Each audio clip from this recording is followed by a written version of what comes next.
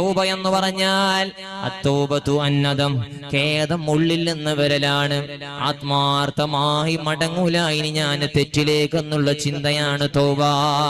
തൗബ ചെയ്യാൻ റമദാനാകാൻ കാത്തിരിക്കണ്ട മുഅ്മിന്. 27 രാവാകട്ടെ പള്ളിയിൽ കൂട്ടമായ തൗബ ഉണ്ടാകുമല്ലോ, അപ്പം ചെയ്യാമെന്ന് കരുതല്ലേ. ശഅബാനാണ്, ബറാത്തിന്റെ രാവ് കടന്നു വരികയാണ്. നരകത്തിൽ നിന്ന് മോചനം കിട്ടാൻ, റിസ്കിൽ വിശാലത ലഭിക്കാൻ, അന്ത്യം നന്നാകാൻ, എല്ലാ ഖൈറും എല്ലാ സന്തോഷങ്ങളും ജീവിതത്തിൽ വരാൻ ബറാത്ത് രാവ് മുതലാക്കണേ. യാസീൻ ഓതണേ. സലഫു സ്വാലിഹീങ്ങൾ പഠിപ്പിച്ചതാണ്. ഇശാ മഗ്രിബിന്റെ ഇടയിൽ 3 യാസീൻ പ്രത്യേകം നിയ്യത്ത് വെച്ചിട്ട് ഓതി തീർക്കൽ മഹാന്മാര് പഠിപ്പിച്ച ചര്യയാണ്. കൊണ്ടു നടക്കണേ. വീട്ടിലെല്ലാവരും ഓതണേ.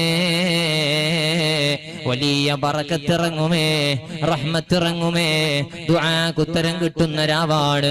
അല്ലാഹു അടിമകളെ കാത്തു നിൽക്കുന്ന രാവാണ്. തൗബക്ക് പറ്റിയ സമയമാണ്. കരഞ്ഞു പറയാ നമുക്ക് റബ്ബിനോട്. റമദാനിലേക്ക് മനസ്സും ശരീരവും നമുക്ക് തയ്യാറാക്കാം. അല്ലാഹു നമുക്ക് തൗഫീഖ് നൽകുമാറാകട്ടെ.